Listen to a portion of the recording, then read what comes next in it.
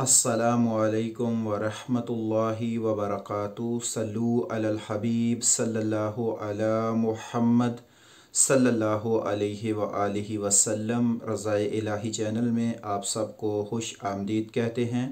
अल्लाह अज़्ज़ा वजल से दुआ है कि अल्लाह अज़्ज़ा वजल आप सब पर अपना ख़ास करम फ़रमाए, दोनों जहानों की भलाइयाँ अता फ़रमाए, खुशियाँ अता फ़रमाए, हर दुख और तकलीफ़ से महफूज रखे। अल्लाह अज़्ज़ा वजल बे औलादों को नेक और सालेह औलाद अता फ़रमाए, बेरोज़गारों को अपनी बारगाह अक़दस से रिज़्क़ हलाल कमाने और खाने की तौफ़ीक अता फ़रमाए, और जो बीमार हैं अल्लाह अज़्ज़ा वजल उनको सेहत कामिला आजिला अता फ़रमाए। अल्लाह अज़्ज़ा वजल आप सब की तमाम जायज़ दिली ख्वाहिशों को अपनी बारगाह अक़दस में अपनी शान के मुताबिक कबूल व मंजूर फ़रमाए और आपकी तमाम दिली ख्वाहिशों को पूरा फ़रमाए। हमारा आज का जो वीडियो है इसमें हमारा टॉपिक है कि दिलों को सुकून आखिर कैसे हासिल हो। हर इंसान की ये ख्वाहिश है कि उसकी ज़िंदगी सुकून से गुज़रे और उसका दिल सुकून में हो, उसके घर में भी सुकून हो और उसके दिल में भी सुकून हो और उसकी ज़िंदगी में भी सुकून हो। और दूसरी हर इंसान की ये ख्वाहिश है कि अल्लाह अज़्ज़ा वजल उसे माफ़ फ़रमा दे, अल्लाह अज़्ज़ा वजल उस पर अपना ख़ास करम फ़रमा दे और उसको जन्नत में आला मकाम अता फ़रमा दे। यही हमारी ज़िंदगी का भी मकसद है कि हम इस दुनिया में आए हैं। हम इस दुनिया में जब ज़िंदगी गुजारेंगे तो इस तरह ज़िंदगी गुजारें कि हम दुनिया में भी एक अच्छी ज़िंदगी गुजारने में कामयाब हो जाएं और आखिरत में भी हमें कामयाबी मिल जाए। तो इसके लिए कुरान ने फ़रमाया है कि दिलों का सुकून जो है अगर आप हासिल करना चाहते हैं तो वो अल्लाह के ज़िक्र में है। जब आप अल्लाह को याद करते हैं तो अल्लाह भी आपको याद करता है। तो अब दिलों का सुकून हो गया अल्लाह के ज़िक्र में। अब सबसे पहली चीज़ जो हमने देखनी है कि क्या हम अल्लाह का ज़िक्र कर रहे हैं या नहीं कर रहे। अगर हम नहीं ज़िक्र कर रहे तो इसका मतलब है कि हम गाफिल हैं, और गाफिलों के दिलों में शैतान रहता है, तो फिर हमारे दिलों में सुकून नहीं होगा।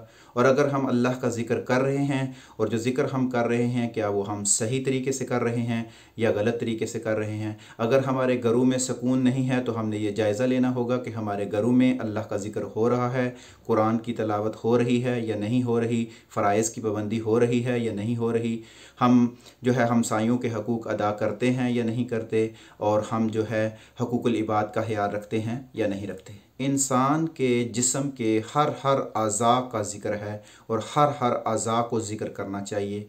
आपका कान है तो आपके कान हक़ सुने, कुरान सुने, अल्लाह के दीन की बातें सुने, ये इनका ज़िक्र है। आपकी आँखें हैं तो ये अल्लाह की बनाई हुई चीज़ों में से अल्लाह को देखें, अल्लाह की कुदरत को देखें, तो ये इनका ज़िक्र है। आपकी ज़बान है तो ये कलमा हक़ बयान करे और कलमा हक़ के ऊपर आवाज़ बुलंद करे, ये ज़बान का ज़िक्र है। आपके कदम उठें तो मस्जिद की तरफ उठें, नेकी की तरफ उठें, अच्छे कामों की तरफ उठें, तो ये आपके पाँव ज़िक्र है।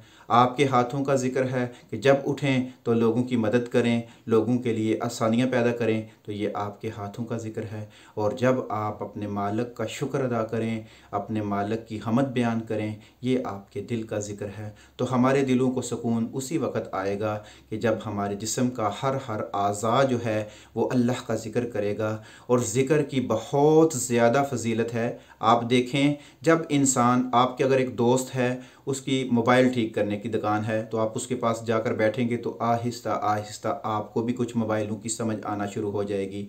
आप अपने किसी दूसरे दोस्त के पास बैठेंगे, अगर वो कोई और कारोबार करता है और आप लगातार उसके पास बैठेंगे तो आपको उसको कारोबार भी, उस तरह के कारोबार की भी समझ आना शुरू हो जाएगी। इसी तरह अगर आप अपने रब का ज़िक्र करेंगे, अपने रब के साथ अपने रिश्ते को मजबूत करेंगे और लगातार ज़िक्र करेंगे, तो आपकी ज़बान पर भी ज़िक्र जारी हो जाएगा। और जिस शख्स का कलमा हक़ पर मौत हुई और उसका आखिरी ज़िक्र ला इलाहा इल्लल्लाह हुआ, तो वो कामयाब हो गया, वो फलाह पा गया। तो इसलिए कोशिश करें कि ये छोटे छोटे काम हैं, अपने काम रूटीन के करते रहें। हम आपको ये नहीं कहते कि आप 24 घंटे बस तस्बीह बैठकर ज़िक्र करते रहें, नहीं। आप जो भी काम कर रहे हैं, हमारी इस्लामी बहनें हैं घरों के काम कर रही हैं, सफाई कर रही हैं, सुबहान अल्लाह, अल्हम्दुलिल्लाह, अल्लाहु अकबर, ला इलाहा इल्लल्लाह ला हौला वला कुव्वता। रूटीन बना लें कि मैंने जब खाना पकाना है तो उस वक़्त मैंने ला हौला वला कुव्वता की तस्बीह पढ़नी है, मैंने जब सफाइयाँ करनी है तो उस वक़्त सुबहान अल्लाह पढ़ना है,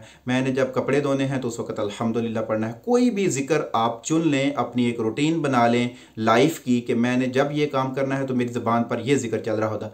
जब आप ये चंद दिन करेंगे तो इंशाअल्लाह आपकी ज़बान ऐसी जारी होगा ज़िक्र कि आपका कल्ब रोशन होगा, आपका हर हिस्सा जिस्म का रोशन हो जाएगा अल्लाह के ज़िक्र से। और अल्लाह के ज़िक्र के इतने फ़ायदे हैं कि आपको वो ख़ास चीज़ें अता होती हैं जो आप सोच भी नहीं सकते। आपका दिल रोशन होता है, आपके दिल में नूर पैदा होता है। अल्लाह का ख़ुसूसी फ़ज़ल है ज़ाकिरीन पर। ज़ाकिरीन के लिए फ़रिश्ते दुआएं करते हैं, फ़रिश्ते जो हैं वो अल्लाह के बारगाह में ज़िक्र करते हैं ज़ाकिरीन का। जब मजलिस में बैठ कर आप ज़िक्र करते हैं तो उसका अलहदा सवाब है, अगर आप अकेले में करते हैं तो उसका अलहदा सवाब है। लेकिन आप लोगों ने अपनी ज़िंदगी में ये चीज़ शामिल कर लेनी है कि जब भी अपनी रूटीन वाइज काम करते रहें, कोई मसला नहीं है, किसी भी जगह पे आप काम कर रहे हैं तो अगर आप दिल में अपने ज़िक्र को जारी रखेंगे तो इंशाअल्लाह इसका बहुत फ़ायदा होगा। हमारी दूसरी ख्वाहिश थी कि हमने ये तो तय कर लिया कि ज़िक्र करेंगे तो दिल को सुकून मिलेगा। हमारी दूसरी ख्वाहिश थी कि हम जन्नत में चले जाएं, किसी न किसी ज़रिए से जन्नत में चले जाएं। तो अल्लाह अज़्ज़ा व जल ने नबी करीम सल्लल्लाहु अलैहि वसल्लम के वसीले के ज़रिए हमें बता दिया कि अगर हम सुबहान अल्लाह कहते हैं तो जन्नत में हमारा एक दरख्त लगता है, अल्हम्दुलिल्लाह कहते हैं तो जन्नत में हमारा एक और दरख्त लग जाता है, अल्लाहु अकबर कहते हैं तो जन्नत में एक और दरख्त लग जाता है, अल्हम्दुलिल्लाह अल्लाहु अकबर ला हौला वला कुव्वता हस्बी अल्लाह या हय्यु या क़य्यूम बिरहमतिका अस्तगीस। जो भी ज़िक्र आप करते जाएंगे जन्नत में आपके दरख्त लगते जाएंगे। तो ये आप ख़ुद सोचें कि जब एक बंदे का बाग होगा, उसके अपने दरख्त होंगे तो वो उनके पास जाएगा या नहीं जाएगा? बिल्कुल जाएगा। तो जब आप इस दुनिया में रहकर जन्नत में अपने दरख्त लगा रहे हैं तो उन बागों में तो आपने जाना ही जाना है। अब ये बात ज़रूर ज़हन में रखिएगा कि फ़राइज़ की पाबंदी जो है ये बहुत ज़रूरी है। आप ज़कात अदा नहीं करते, नमाज नहीं पढ़ते, आप हज नहीं करते, आप कोई नहीं करते और आप कहते हैं कि बस मैंने जन्नत में दरख्त लगाए हैं, तो वो फिर भी आप जन्नत में जाएंगे, लेकिन फिर वो आपको इन चीज़ों के हिसाब किताब देना होगा और इनकी सज़ा भुगत के फिर जाना पड़ेगा। तो सबसे बेहतरीन तरीका ये है कि आप फ़राइज़ की पाबंदी के साथ साथ अपनी ज़बान को ज़िक्र से तर रखें। ये बिल्कुल आसान है भाई, सुबहान अल्लाह कहना कौन सा मुश्किल है। जब सीढ़ियाँ चढ़ें तो सुबहान अल्लाह कहते चले जाएं, अल्लाहु अकबर कहते चले जाएं। जो भी ज़िक्र आप अपनी ज़िंदगी का हिस्सा बना लेंगे तो बुलंदी पर जब जाएं तो अल्लाहु अकबर, नीचे उतरें तो सुबहान अल्लाह। ये बहुत आसान चीज़ें हैं, इनको अपनी ज़िंदगी में शामिल कर लें और रूटीन बना लें कि हमने इन चीज़ों से अपनी ज़बान को तर रखना है। सुबहान अल्लाह अल्फाज की अदायगी जो है वो आपने ठीक करनी है। सुबहान अल्लाह नहीं कहना, लफ्ज़ है सुबहान अल्लाह, अल्हम्दुलिल्लाह, अल्लाहु अकबर, ला हौला वला कुव्वता इल्ला बिल्लाह, या हय्यु या क़य्यूम बिरहमतिका अस्तगीस, रदीतु बिल्लाहि रब्बन व बिल इस्लाम दीनन व बि मुहम्मदिन नबिय्यन सल्लल्लाहु अलैहि वसल्लम। जिसने 3 दफ़ा ये कलमा पढ़ेगा उस पर जन्नत वाजिब हो जाएगी। तो ये छोटी छोटी चीज़ें हम तक अहादीस के ज़रिए पहुँची हैं और अहादीस में कही हुई हर बात हक़ है, सच है, उसमें कमी की कोई गुंजाइश ही नहीं है। तो इसलिए जब हम इन छोटी छोटी चीज़ों पर गौर व फिक्र करेंगे और अपने जिस्म के हर अज़ा का हक़ अदा करेंगे, उसका ज़िक्र करेंगे, उसको सही जगहों पर इस्तेमाल करेंगे तो इंशाअल्लाह अज़्ज़ा वजल हमें दुनिया में भी कामयाबी मिलेगी और आखिरत में भी कामयाबी मिलेगी। और सबसे अज़ीम काम जो आपने करना है वो है हकूकुल इबाद का ख़ास ख्याल रखना है। आप अल्लाह का ज़िक्र भी करें, जन्नत में दरख्त भी लगाएं, लेकिन हमसाये को तंग करें, अपने मख्तातों को तंग करें, खामद बीवी को तंग करे,